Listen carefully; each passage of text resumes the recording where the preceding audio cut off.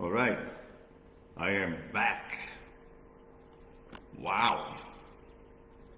So here's what happened. I had another tab open for a Bob Proctor, live or workshop that I was enjoying, and it was on pause. And all of a sudden, the music started to blare, and I couldn't figure it out until I started to close all these tabs, and then it was like, oh my God, there it is. So, my bad. I punked myself. So, what are we talking about today here? What I'm trying to address today here is that why EFT is so powerful. Now, I've worked with several people, many people actually, over the last few months, and many have had very good results with EFT. Others have had nominal results, and others just stopped using it all entirely. And this is what I want to talk about today, which today I want to talk about understanding your blocks and resistance, to yourself. And it doesn't matter whether it's, your blocks or resistance to, learning how to cook or learning how to walk or whatever the case may be, But here's the thing. When I was dealing with my own personal blocks, my own personal resistance, it was happening simply because I didn't know. So I decided to, I got to find out, right? And I started with emotional intelligence last year, and it was like, okay, I get it. I need to be more compassionate and empathetic with myself, and that was pretty cool. But as I was doing that, I'm still being myself, and and having all these inner talks and self-doubts, and then having success here, but then not over here. There was no consistency. So I went from emotional intelligence, and I started to look at cognitive behavior therapy, CBT, for myself. And I was going to take a certification course on that, but then I said, nah, you know what? Let me keep reading and finding out, because CBT brought me to REBT, Rational Emotive Behavior Therapy. And that was even cooler, and I'll tell you why. See, CBT is very cool therapy that focuses on three things: your thoughts, your behavior, and then the consequences to that behavior or that thought, And we do this every day, right? We have thousands of thoughts, and then we behave on that. We actually act on that thought, and then the result is, what happens, And most times we're very quick to react to things that create us more problems than good. And then I went to REBT. And the difference, the REBT is an extension of CBT, with one major difference, and this is why I decided to get certified in REBT and learn it really well, which is what happens between the thought and the behavior is what the brain does, which is it gives meaning to that thought. We think it, and then we give it a label, good, bad, indifferent, or anything else, and then we behave, and then we have consequences. So that missing element was really cool for me to understand, and I was like captivated. I was like, oh my God, now I'm starting to understand the way I think, but I'm not even thinking about my feelings. I'm just thinking how I think that creates my ultimate outcome and things, and why I make snap judgments or whatever. And that led me to NLP, Neuro-Linguistic Programming. And as I'm doing the REBT, I'm loving it so much that now I'm reading a lot, and I'm totally distracted with learning, and I'm actually starting to forget that I have all these other, how can I say, dysfunctional way of being, and I was angry for a long time. Sometimes I felt miserable. I wasn't exercising elevated emotions. I was just being, a zombie, and just going about my day, kind of dumbfounded. But REBT was keeping me there, interested, and I'm doing a lot of reading, and then I discovered through REBT, NLP, Neuro-Linguistic Programming. And then I started to learn deeper, neuro concepts, and I was like, wow, this is really mad cool. But what was interesting to me is that I'm actually understanding this because it made sense. So I go into that certification course, accredited certification course, and I got this course in Udemy, and then all of a sudden I'm reading more stuff, and I'm understanding myself a lot better, and I start to practice NLP on myself. And neuro-linguistic programming, it's extremely powerful, and one of the biggest things that it works with is your timeline. We have a timeline, right? We were born, and X amount of years later, whatever your current age is, there you are. You've had a life full of ups and downs, and probably more downs than up, and everybody does not maintain some consistency, at a high level or at a low level. We do the wave, right? We go up and down, but most of us do more down than up. When we're up, it's temporary. We're down, it's almost like it's forever, until we plateau again, and then we just come back up. So NLP started to do some really good things to me, at least my mental side. So since I'm understanding emotional intelligence, and I'm understanding REBT, and now I'm doing NLP, I'm feeling really, really good about myself. And I'm actually starting to see a change in me. But I'm not there yet. And as I'm doing NLP, I come across EFT, Emotional Freedom Techniques. But I didn't start with that. I started with TFT, Thought Field Therapy. And Thought Field Therapy, it's amazing because you're actually working with your body's meridian points, your energy system, your central nervous system, and you get to talk to yourself internally. You don't verbalize it. TFT is so internalized, and it follows a specific tapping, algorithm. Some of them may be here. You start on the eyebrow and you move it down to the cleft. You may go down to the arm, the thumb, and then you stop, And as long as you repeat that, it's very specific for very other specific, let's say, thought issues like depression maybe, or complex anxiety, or PTSD. And it just totally works. It really does. And it's evidence-based, and it's been around for about 30, 40 years. And it was founded by Dr. Roger Callahan. But then came my EFT, and I was like, whoa, I really like EFT, because EFT came from Gary Craig, who was a student, of Dr. Roger Callahan.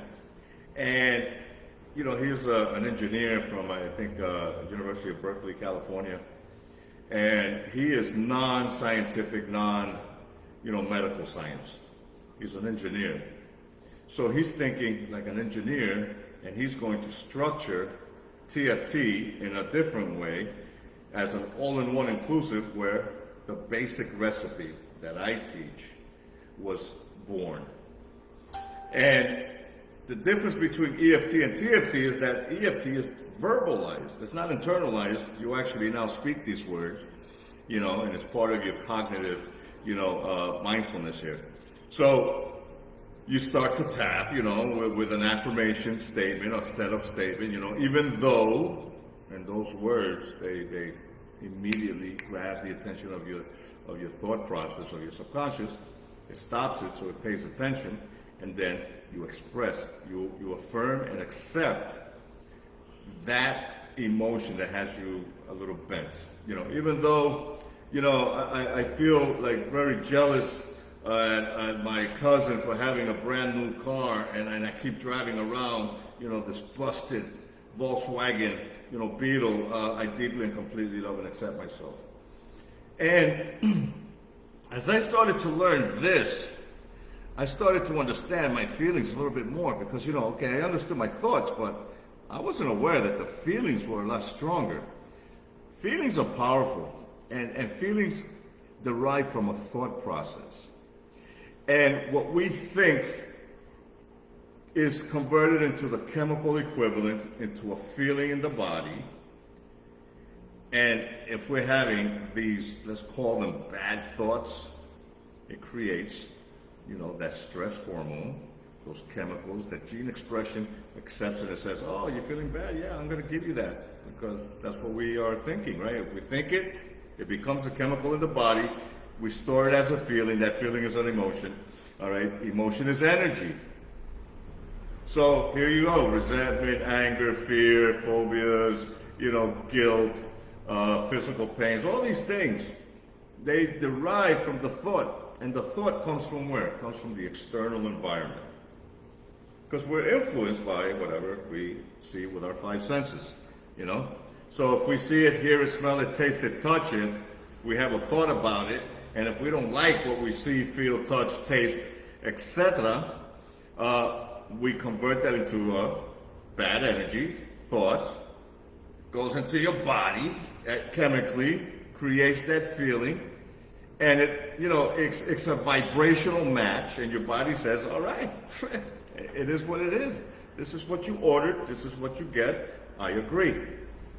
So EFT became awesome for me because I was like, I don't want that. I'm going to tap that shit out. And I did.